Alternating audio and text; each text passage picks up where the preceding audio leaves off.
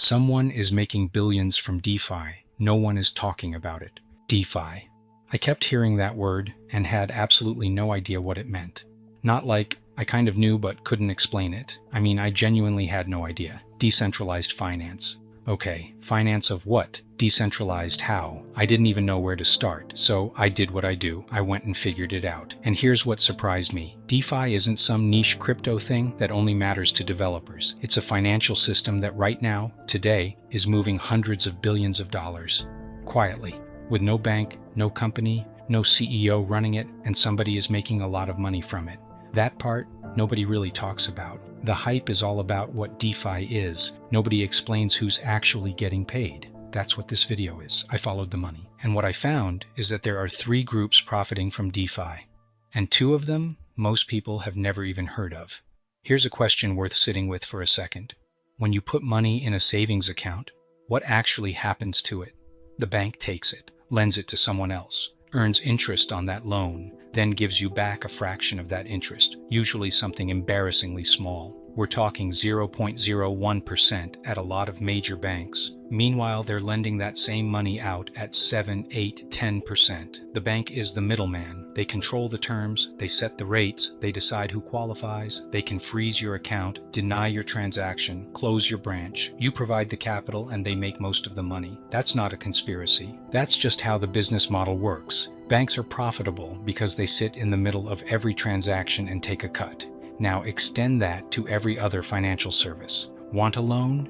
A bank decides if you qualify, sets your rate, and charges origination fees. Want to exchange dollars for euros? A currency broker sets the spread and pockets the difference. Want to trade stocks? A brokerage routes your order, and whether you get the best price or not is largely up to them. In every single case, there's an institution in the middle, taking a cut, setting the rules, deciding who gets access. DeFi is built on one idea. What if you could remove that middleman entirely? Not just from savings accounts, from loans, from currency exchange, from derivatives. From every financial service you can think of. Replace the institution with code. Open it up to anyone with an internet connection and a crypto wallet. Let the math enforce the rules instead of the compliance department. That's the promise. And as of right now, there's well over $100 billion locked into DeFi protocols. And at its recent peak, that number crossed $160 billion. That's real money in real systems doing real financial work, with no bank in the middle. So the question this video answers isn't whether DeFi works, it's who's actually capturing the value when the middleman disappears. Spoiler, there's always someone capturing it. The middleman didn't disappear, it just changed shape. Okay, let's start at the foundation. You know how Bitcoin was built to send money without a bank? DeFi takes that idea and extends it way further. Instead of just sending money peer-to-peer, DeFi builds entire financial services peer-to-peer, lending, borrowing, trading, earning interest, all of it. Without a financial institution involved anywhere in the chain. The way it does this is through something called a smart contract. A smart contract is code that lives on a blockchain, usually Ethereum, and it does something specific. It executes automatically when certain conditions are met. No human needs to approve it. No company needs to process it. The code just runs. Think of it like a vending machine. You put money in, you press a button, you get your item. No cashier, no manager. No company policy that says, actually, we're out of stock. Call back tomorrow. The vending machine just runs. Smart contracts are the same idea, but for financial transactions. You want to borrow money? There's a smart contract for that. You want to swap one cryptocurrency for another? There's a smart contract for that. You want to earn interest on your crypto? Smart contract. These contracts are open. Anyone can use them. Nobody can turn them off. And the rules are written into the code before it's deployed, so nobody can change them after the fact. Not the founders, not the government, not anyone. Before we go further, it's worth understanding why almost all of this runs on Ethereum. Specifically, Bitcoin was built to do one thing, move value without a middleman. It does that very well, but it wasn't built to run complex programs. Ethereum was built differently. Its co-founder, Vitalik Buterin, designed it to be programmable. You can deploy any kind of code onto the Ethereum blockchain, not just send money from A to B, but if X happens, do Y, and if Z happens, do W. That flexibility is what made DeFi possible. Ethereum became the foundation that everything else was built on top of. Now, Ethereum isn't the only option anymore. There are other blockchains, Solana, Arbitrum, Base, that also run smart contracts and host DeFi protocols. But Ethereum is still where the majority of DeFi value lives, and it's the best reference point for understanding how this works. Let me give you two real examples of DeFi in action, because this is where it gets concrete. Example 1. Decentralized trading. Let's say you want to swap Ethereum for a stablecoin called USDC. In traditional finance, you'd go to a currency exchange or a broker. They'd set the rate. They'd take a fee. You'd have to trust them to process it correctly. In DeFi, you go to something called a decentralized exchange, or DEX. The most well-known is Uniswap. Uniswap doesn't have a trading desk or a market maker. Instead, it uses what's called a liquidity pool, a pot of tokens provided by regular users who deposit them in exchange for a cut of the fees. You swap your ETH for USDC. The smart contract processes it automatically. A small fee gets charged. That fee gets distributed to the people who provided the liquidity. The whole thing settles on-chain in seconds. No NASDAQ, no broker, no bank, just code and incentives. Example 2. Decentralized lending. A protocol called Aave lets you deposit crypto as collateral and borrow against it. No credit check, no income verification, no loan officer. You put up collateral, the smart contract calculates how much you can borrow, and the funds move instantly. The interest rate isn't set by a bank. It adjusts algorithmically based on supply and demand. When more people want to borrow, rates go up. When fewer people borrow, rates go down. The market sets the price in real time, automatically. Aave currently has billions of dollars in deposits. No employees took those deposits. No branch manager approved those loans. A set of smart contracts is doing all of it. That's DeFi, not magic. Just well-designed code running on a public blockchain that anyone can verify and nobody can stop. So here's what I mean when I say there are real business models inside DeFi. 3 of them, and each works very differently. The first group making money in DeFi is liquidity providers, and this is the one that's most accessible to regular people, in theory. Remember the liquidity pool? The pot of tokens that enables swaps on Uniswap? Anyone can contribute to it. You deposit 2 tokens, say ETH and USDC, in equal value. Now you're a liquidity provider. You're essentially acting as the market maker. You're the one making trades possible. Every time someone uses that pool to swap, a small fee, typically 0.3% on the most common pool tier, gets distributed proportionally to all the liquidity providers based on their share of the pool. On a high-volume pair like ETH/USDC, Uniswap processes billions of dollars in trades per month. That 0.3% adds up fast. To put real numbers on it, Uniswap has done over $4 trillion in cumulative trading volume since it launched. Liquidity providers have collectively earned hundreds of millions in fees.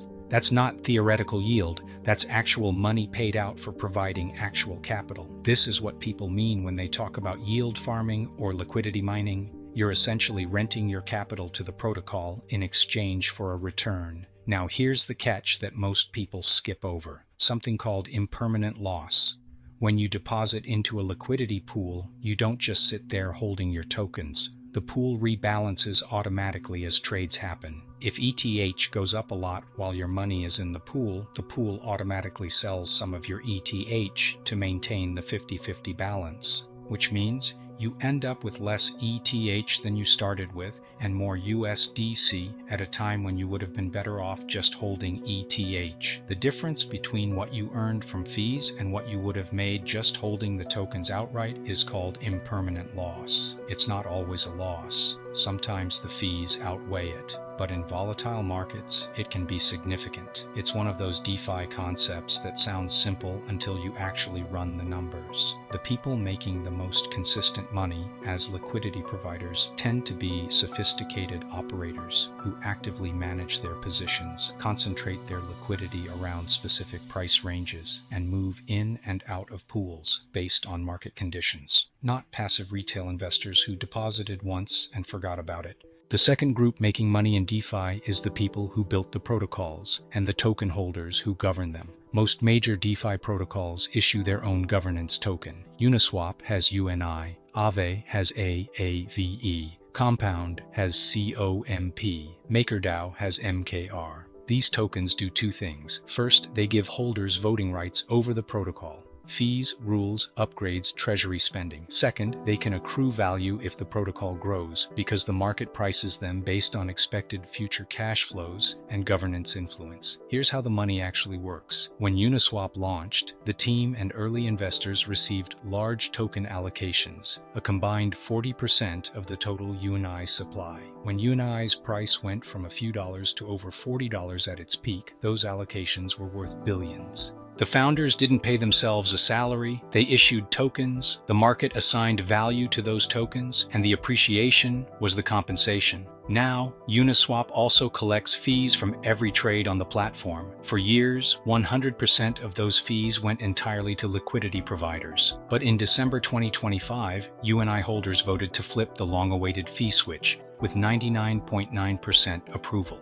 The protocol now burns a portion of trading fees to reduce Uni supply, and 100 million Uni were permanently destroyed as part of the same proposal. The debate is settled. Uniswap is no longer a governance-only token. It's now directly tied to protocol revenue. That outcome is being watched closely across all the major DeFi protocols. How much value should go to the users who actually provide liquidity? How much should accrue to the governance token holders? Uniswap just answered that question for itself. Everyone else is next. The third group is one most people never hear about, and honestly, it's the most interesting one from a pure business model perspective. Let's start with basic arbitrage. Here's the thing about automated smart contracts. They're not always perfectly priced relative to each other or to centralized exchanges. Prices update based on trades, and there's always a lag. If ETH is trading at $3,000 on Coinbase and $2,990 on Uniswap, there's a $10 gap per ETH. Arbitrageurs, in practice usually automated bots, spot that gap and instantly execute a trade to close it. Buy on Uniswap at $2,990. Sell on Coinbase at $3,000. Pocket the $10 spread minus gas fees. This is actually essential to DeFi functioning properly. Without arbitrageurs, prices across platforms would drift apart and the whole system would become unreliable. So they're providing a genuine service. They just happen to also be extracting value constantly from everyone else using the system. Now here's where it gets darker. There's a more aggressive version called MEV, Maximal Extractable Value. When you submit a transaction on Ethereum, it doesn't get processed immediately. It goes into a waiting room called the mempool, where it sits until a validator picks it up and includes it in the next block. Here's the problem. That waiting room is public. Anyone can see your pending transaction before it's confirmed. And sophisticated bots monitor that mempool constantly, looking for opportunities. If you submit a large swap, say buying $500,000 worth of a token, a bot can see that transaction pending, instantly submit its own transaction to buy that same token first, let your large purchase push the price up, and then immediately sell into your purchase at the higher price, all within the same block, all in a fraction of a second, all automatically. That's called a sandwich attack. You got sandwiched, your purchase happened at a worse price because a bot inserted itself on both sides of your trade. MEV is estimated to have extracted over $1.8 billion from Ethereum users since DeFi launched. That's not hacking, that's not fraud. That's just the system working as designed, and sophisticated operators exploiting the design better than anyone else. It's controversial. Some people in the DeFi community call it an invisible tax on users. Others argue it's just market efficiency, better informed participants capturing value from less informed ones, the same way it works in every other market. The difference is that in DeFi, the execution happens in milliseconds and there's no regulation preventing it. There are efforts underway to address this. Protocols that allow users to set slippage limits, private transaction relays that hide your trades from the mempool, and validator commitments not to reorder transactions for profit. But MEV hasn't gone away. It's gotten more sophisticated. So look, here's where I actually land on this. I went into this research genuinely curious. I came out of it skeptical, and I want to tell you exactly why. The technology is real. The money moving through it is real. I'm not going to sit here and tell you DeFi is fake or it's all a scam. It's not. But here's my honest problem with it. This is a system where, if something goes wrong, there is no one to call, no fraud department, no dispute resolution, no FDIC insurance. Over $3 billion has been lost to DeFi hacks and exploits, and in almost every case, that money just stayed gone, because the code ran exactly as written. No one's liable, no one's responsible. That's not a bug they're going to patch. That's a feature of how the system works. And the other thing I can't shake, the people actually making serious money in DeFi right now, they're not regular people earning a little yield on the side.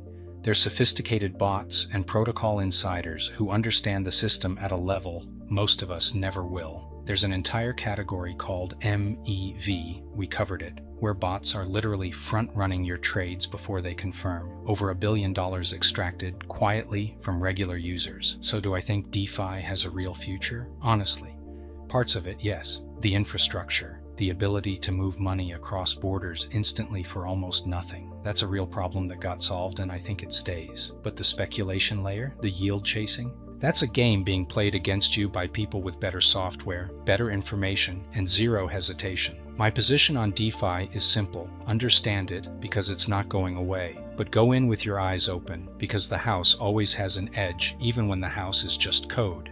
Next week, the hidden economics of crypto exchanges, how the platforms sitting between you and DeFi, the Coinbases and Krakens and Binances, are actually making money from both sides of every trade, and why the spread between those two worlds is bigger than most people realize. If you want to understand the business side of crypto, not just the price, this channel is for you.